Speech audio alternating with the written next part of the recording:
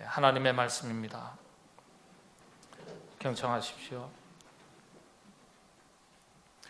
야곱이 아침에 일찍이 일어나 베개로 삼았던 돌을 가져다가 기둥으로 세우고 그 위에 기름을 붓고 그곳 이름을 베델이라 하였더라. 이 성의 옛 이름은 루스더라. 야곱이 소원하여 이르되 하나님이 나와 함께 계셔서 내가 가는 이 길에서 나를 지키시고 먹을 떡과 입을 옷을 주시어 내가 평안히 아버지 집으로 돌아가게 하시오면 여호와께서 나의 하나님이 되실 것이요 내가 기둥으로 세운 이 돌이 하나님의 집이 될 것이요 하나님께서 내게 주신 모든 것에서 10분의 1을 내가 반드시 하나님께 드리겠나이다 하였더라. 아멘.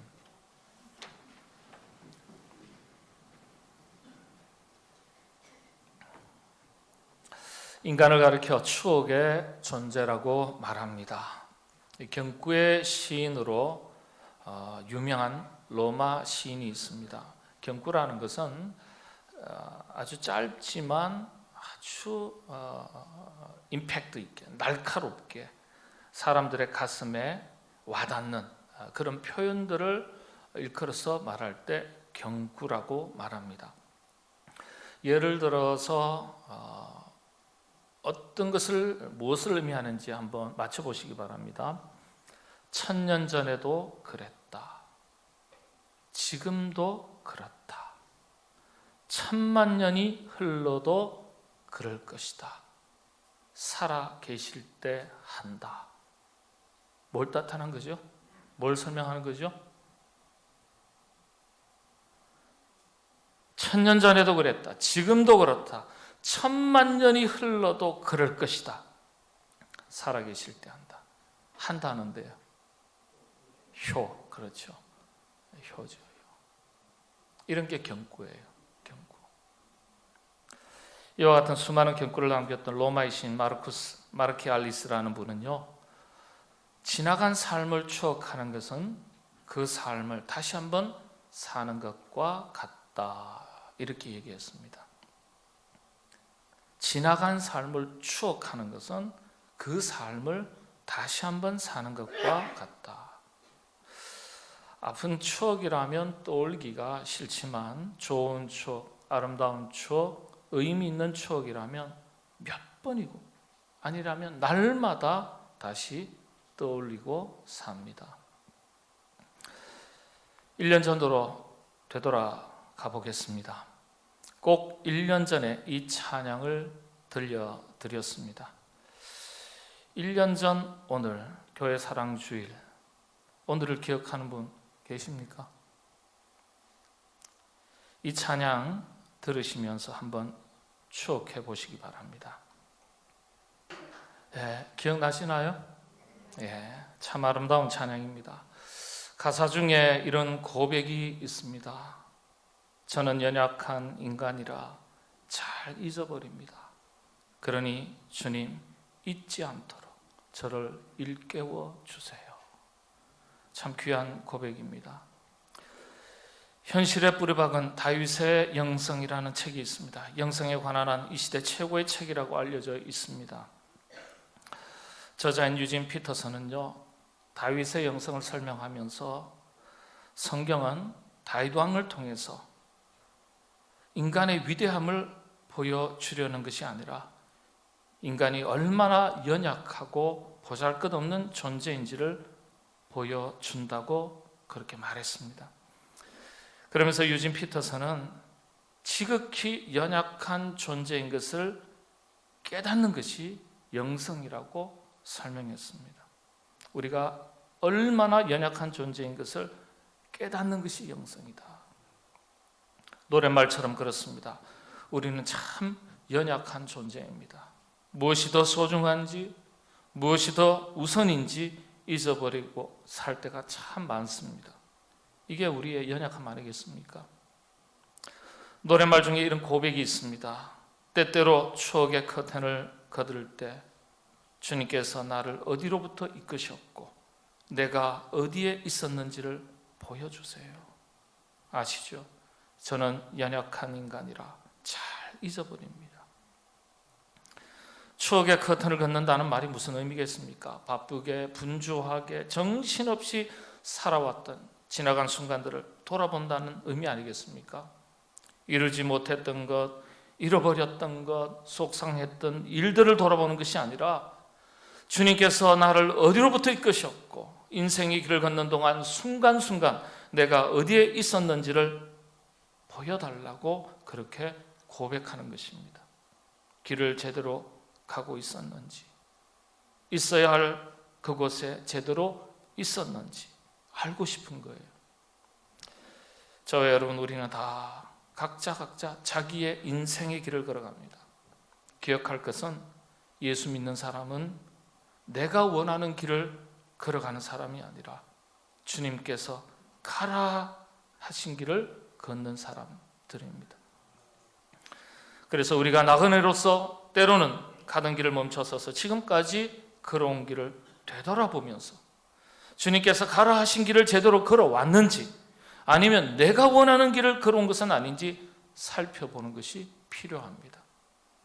그러면서 혹 잊어버린 것은 없는지, 혹 놓친 것은 없는지 돌아보고 추스르고 다시 준비해서 길을 가야 하겠습니다. 금년 한 해도 벌써 얼마 남지 않았습니다. 이 한 해 여러분 어떻게 걸어오셨습니까? 일러주신 길을 잘 걸어오셨습니까? 오늘 이 자리가, 이 시간이, 이 날이 어떤 날이죠? 오늘은 사실 추억하는 날이죠.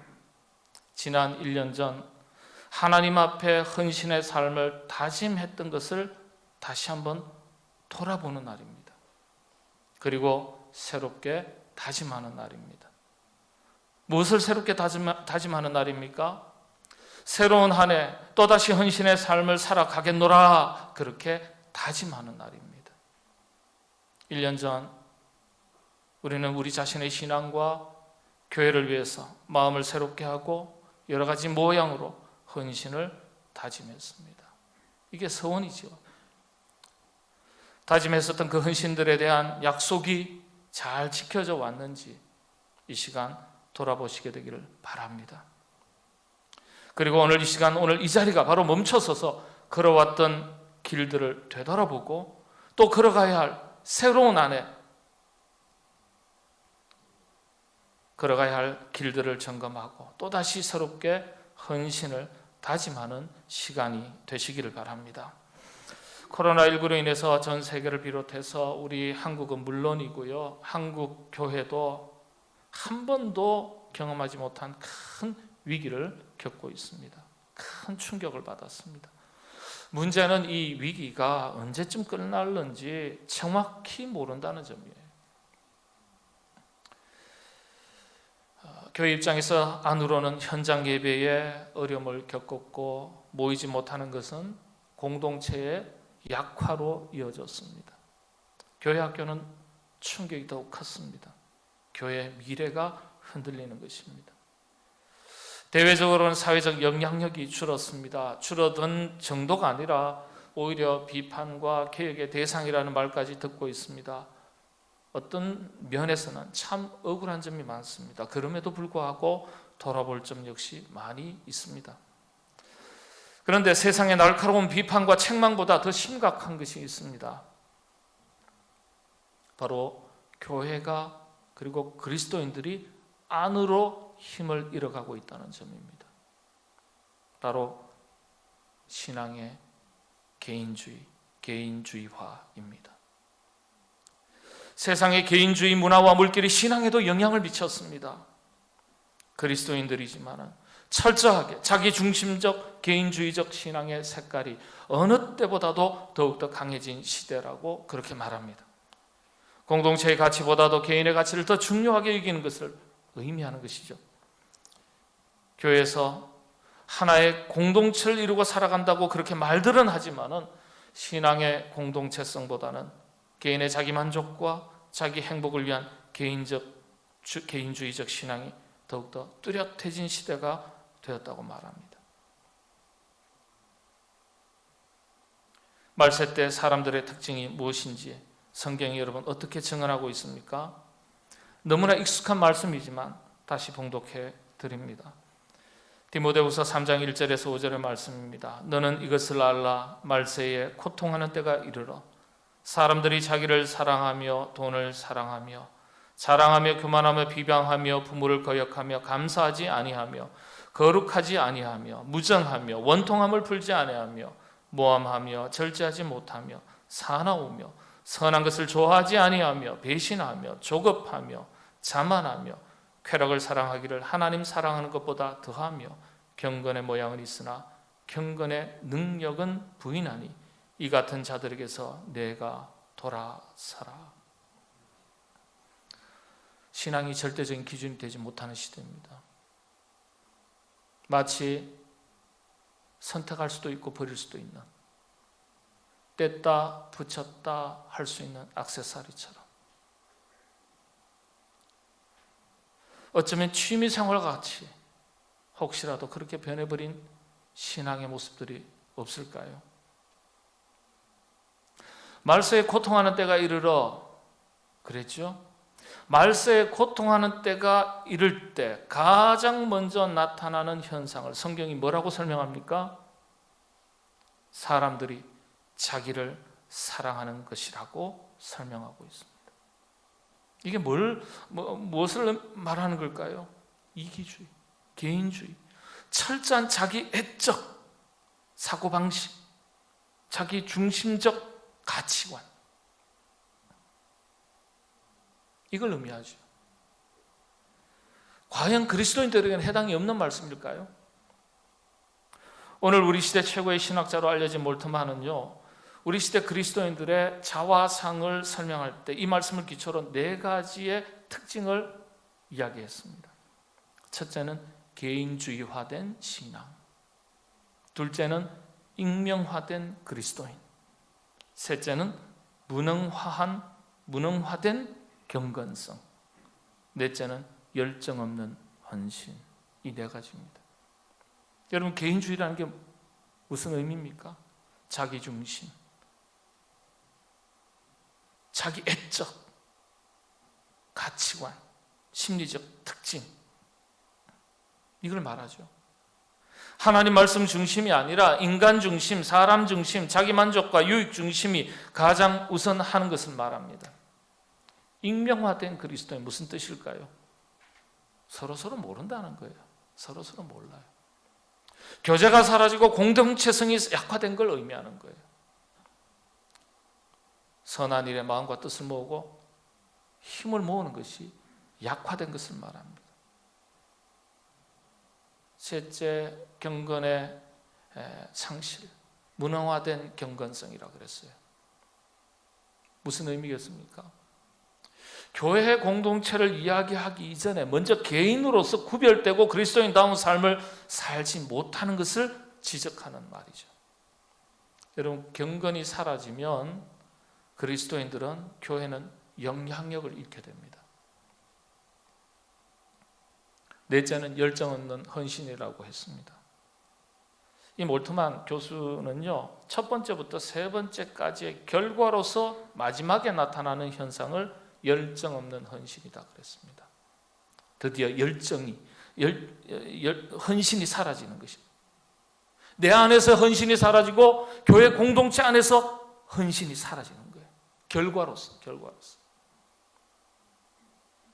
그리고 이 아주 중요한 말을 했어요. 몰트만 교수가 헌신해야 될 이유와 동기를 주관적인 관점에서 찾고 있다, 이렇게 설명했어요. 다시 한번 설명드립니다.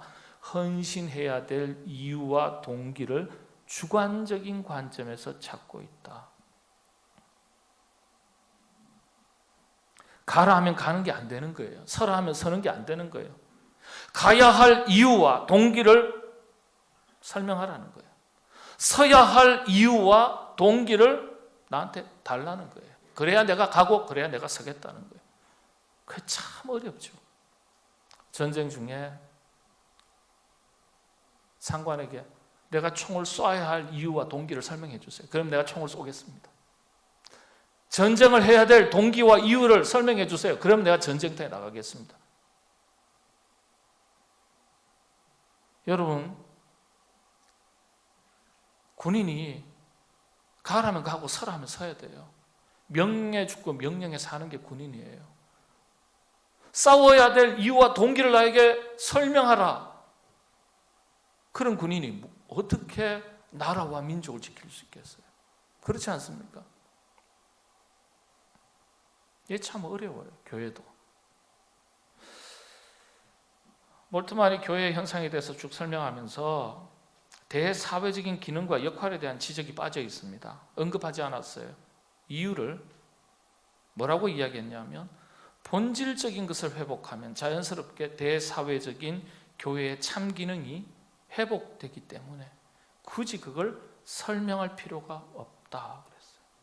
우리 안에 본질을 회복하면 교회가 이 사회에서 어떤 역할을 해야 되고 어떤 책임을 감당해야 되고 어떤 선한 영향력을 끼쳐야 될까, 그건 설명할 필요가 없다는 거예요. 본질을 회복하면 그거는 저절로 회복된다는 거예요.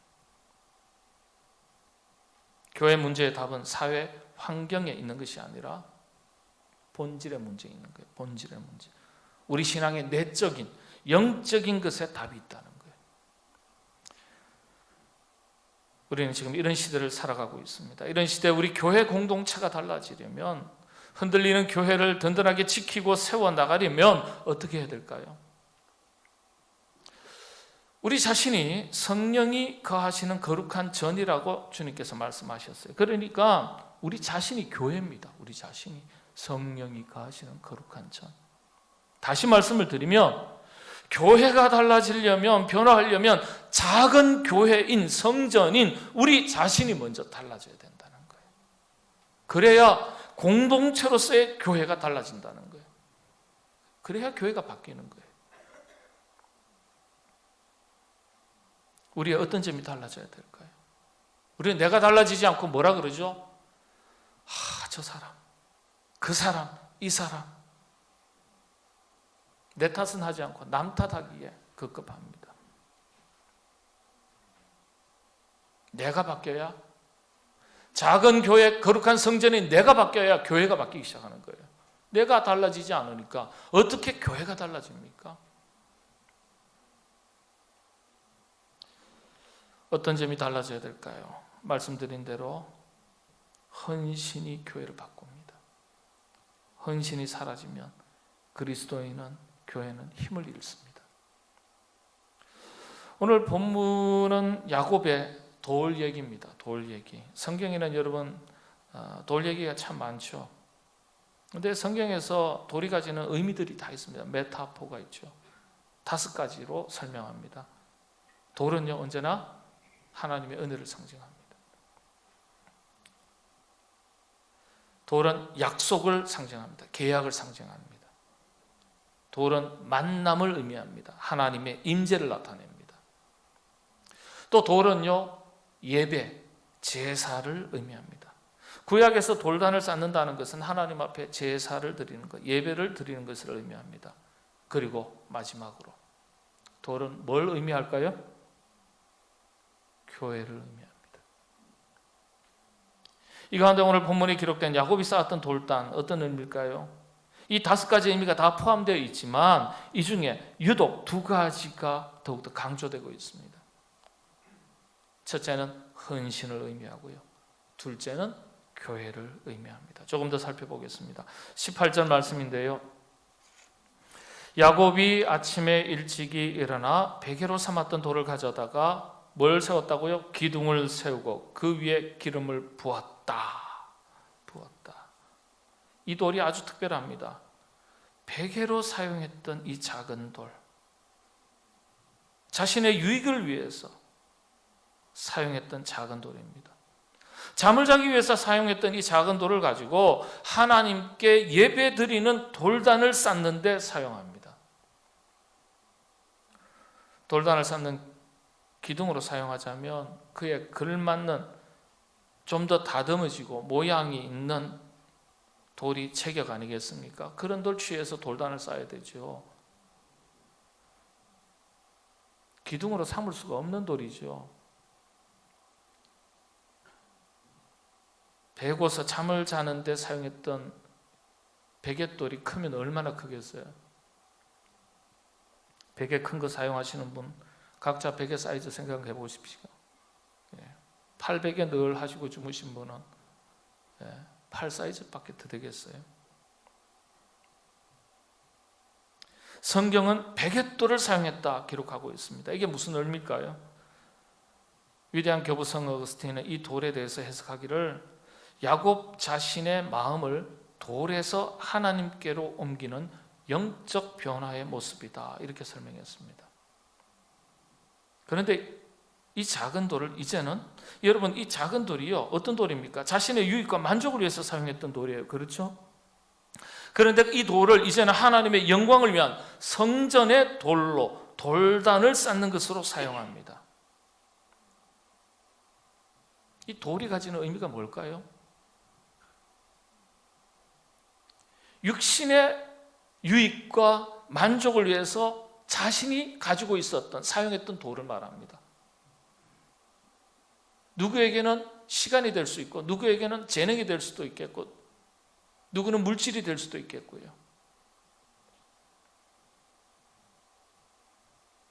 당시에 돌은요 집을 짓는 재료로서 인간에게 아주 중요하게 사용되는 것입니다. 그래서 사람들은 당시에 구약시대에 돌에 관심이 많습니다.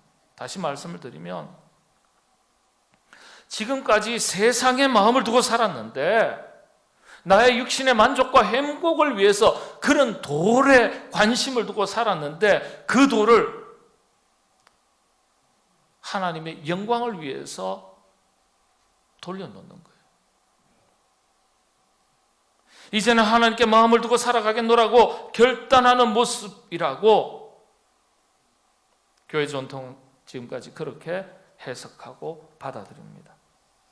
비록 작은 돌이라 할지라도 자신의 유익을 위해서 사용하던 것을 하나님의 영광을 위해서 자기의 것으로 드렸다는 거예요. 어거스틴은 그래서 또 이렇게 이야기합니다. 돌을 드린 것이 아니라 자신의 마음을 드린 것이다 했습니다. 자신의 마음을 드렸다. 뭘 의미하는 거죠? 헌신이에요. 헌신. 여러분 사람은 마음을 따라 살아가는 존재입니다. 마음을 두게 되면 마음 둔 곳을 쳐다보고 살아갑니다. 자신의 전 인생이 따라갑니다. 여러분 하나님께 마음을 두시고 그리고 우리로 하여금 있게 하신 지금 이 자리 우리 교회에 마음을 두시고 헌신된 일꾼으로 살아가시게 되기를 바랍니다. 그 돌을 가지고 돌단을 쌓는데 쌓아가면서 그 돌 위에 뭘 부었다고요? 기름을 부었다. 기둥으로 세우고 그 위에 기름을 부었다. 구별된 것을 의미합니다. 거룩하게 구약 전통에서는 거룩하게 구별할 때 기름을 붓습니다. 기름을 붓자 그 평범했던 그 작은 돌이 지극히 거룩한 돌이 되었습니다. 이게 무슨 의미일까요? 드디어 이 돌이 거룩한 하나님의 집, 성전이 된 거예요. 교회를 의미합니다. 세상 속에 있지만은 구별된 거룩한 하나님의 집이 된 거예요. 그래서 야곱의 돌단은 거룩한 하나님의 집, 교회를 상징합니다. 이 하나님의 집, 교회는 야곱의 헌신을 상징하는 지극히 작은 베갯돌에서부터 출발한 거예요. 야곱의 헌신을 통해서 거룩한 하나님의 집 베델이 세워지게 된 것을 성경이 보여줍니다. 이 돌이 가지는 또 의미가 있고 기름을 붓는다는 게 또 이런 의미가 있습니다. 돌 위에 기름을 부었다는 것은요 세례를 받아서 거룩한 하나님의 백성이 되는 것, 곧 성도를 상징합니다. 성도를 상징해요. 여러분 세례하지 않습니까? 옛날 같으면 기름 붓는 거예요. 기름 부어 세웠다. 오늘 임직하시는 분들 구약의 전통에서는 기름을 붓습니다. 신약 시대 이후로는 안수로 대신합니다. 구약의 전통에 따르면 기름을 붓고 세움을 받는 일꾼들이에요. 구별해서 세운 직분자들인 것입니다. 그래서 임직자를 세운다는 것, 일꾼을 세운다는 것은 곧 무슨 뜻일까요? 교회를 세운다는 뜻입니다. 교회를 세운다는 뜻. 그 돌이 지금 성도를 가리키거든요. 하나님의 백성들을 가리키거든요. 특별히 헌신된 일꾼들을 통해서 교회가 세워지는 것을 의미합니다. 오늘 임직 받는 분들 꼭 이 점을 기억하시게 되기를 바랍니다. 그리고 모든 항존 재직들도 이 점을 꼭 기억하시게 되기를 바랍니다. 그리고 누구나 할 것 없이 다 우리가 부름받은 하나님의 사람으로 성도라는 이름이 있습니다. 거룩한 하나님의 백성. 이 돌이에요. 이 돌. 자, 22절입니다. 말씀을 정리합니다. 22절에 이런 말씀이 있습니다. 내가 기둥으로 세운 이 돌이 하나님의 집이 될 것이요 하나님께서 내게 주신 모든 것에서 10분의 1을 내가 반드시 하나님께 드리겠나이다 하였더라. 헌신의 마침표입니다. 자신의 전부를 드리며 헌신하는 장면입니다. 예나 지금이나 11조는 무겁습니다.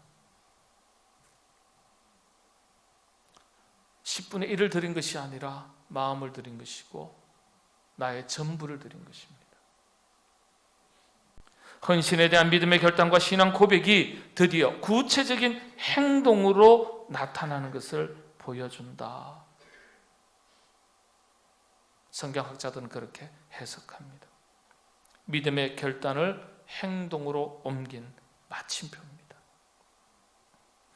자, 이 이야기가 바로 하나님의 성전 베델이 세워진 내력입니다. 야곱은 아무짝에도 쓸모없을 것 같았던 자신의 작은 베갯돌을 들여서 하나님의 성전 기둥으로 사용하게 됩니다. 그래서 하나님의 집 베델 성전이 탄생하게 됩니다. 여러분, 구약 시대에 중심이 되는 두 성전이 있습니다. 하나는 어떤 성전이죠? 여러분 잘 아시는 예루살렘 성전. 솔로몬 때 지어집니다. 그러면 그 이전에는 어떤 성전일까요? 다양한 크고 작은 돌이 세워지긴 했지만 구약 시대에 양대 기둥이었던 성전, 그게 바로 베델 성전입니다. 베델 성전. 구약에서 두 성전을 꼽으라 그러면 베델 성전, 예루살렘 성전입니다.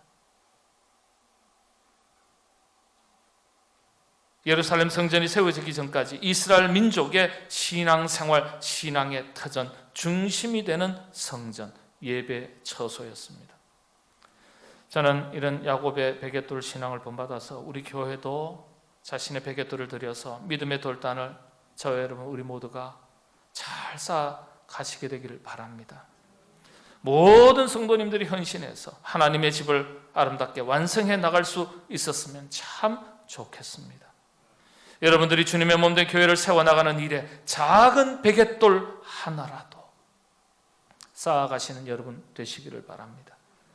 여러분들의 결단과 헌신이 교회를 건강하게 세워나가고 복음의 역사를 감당하는 일에 디딤돌이 될 줄로 믿습니다. 신앙생활이 그렇습니다. 마음 둘 곳이 분명해야 됩니다. 하나님께 마음을 두고 살아가는 사람은요, 왔다 갔다 하지 않습니다. 사람을 보니까 흔들립니다. 환경을 보니까 흔들립니다. 상황을 보니까 갈등이 생깁니다. 그런데 하나님께 마음을 둔 사람은 환경도 사람도 영향을 주지 못합니다. 세상 사람들은 자기가 좋아하는 곳, 사랑하는 곳에 마음을 두고 살지만은 예수 믿는 사람은 조금 다른 인생을 살아야 되지 않겠습니까? 사람은 사랑하는 것에 마음을 두고 삽니다. 내가 좋아하는 교회, 다니고 싶은 교회, 내가 사랑하는 교회도 있지만 하나님께서 나로 하여금 있게 하신 이 교회가 사랑해야 될 교회인 줄로 믿으시게 되기를 바랍니다. 하나님께서 나로 하여금 있게 하신 우리 교회가 내가 마음을 두고 사랑해야 될 교회인 줄 믿으시게 되기를 바랍니다. 그런 마음으로 하나님을 사랑하고 우리 교회를 사랑하고 헌신된 일꾼들로 살아가시는 저와 여러분 우리 모두가 되시기를 바랍니다. 이 시간 잠깐 우리 기도하실 때 아직 헌신의 결단을 못 정하셨으면 성령님께서 제 마음을 감동시켜 주셔서 여러 가지 모양으로 2021년 새로운 한 해 헌신된 일꾼으로 살아갈 수 있도록 인도해 주옵소서. 여러분들 마음을 드리고 시간을 드리고 재능을 드리고 몸으로 봉사하고 물질을 드리고 여러 가지 있지 않겠습니까? 여러분의 각양의 여러 가지의 모양의 헌신이 주의 몸된 교회를 든든하게 세워나가는 디딤돌이 되고 주춧돌이 됩니다. 야곱의 베갯돌과 같이 됩니다. 여러분들 그냥 지나가지 마시고 성령님께서 우리의 마음을 감동시켜 달라고, 깨닫게 해달라고, 헌신할 수 있는 마음을 달라고 기도하시고, 그리고 여러분 그렇지 않습니까? 집에 가서 곰곰이 생각하다가 헌신 쉽지 않아요.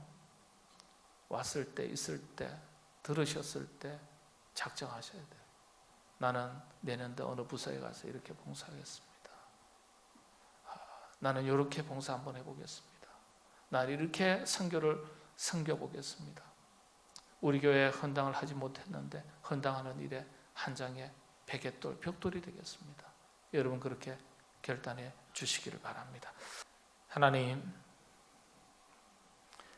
야곱의 이야기가 나의 이야기, 우리 교회의 이야기가 되게 하여 주옵소서. 하나님을 더 많이 사랑하게 하여 주옵소서. 지금도 헌신된 일꾼들을 부르시고 찾으시는데 주님, 주의 몸된 우리 교회에 속한 모든 주의 권속들은 하나님의 마음을 시원케 하는 일에 헌신된 일꾼들이 다 되게 하여 주시옵소서. 주의 몸된 교회를 든든하게 세워나가는 일에 한 장 한 장의 벽돌이 되게 하여 주옵소서. 주의 권속들 가운데 한 사람이라도 구경꾼이 없게 하시고 손님이 없게 하여 주옵소서. 주의 몸된 우리 교회는 일꾼이 가득하여 이 시대 하나님께서 귀하게 들어쓰시는 기쁨의 교회가 되게 하여 주시옵소서. 헌신이 부담스럽고 참 어려운 때를 살아갑니다. 성령님, 우리 마음 가운데 임재하시고 헌신할 수 있는 믿음의 결단이 있게 하여 주시옵소서. 예수님의 이름으로 기도하옵나이다. 아멘.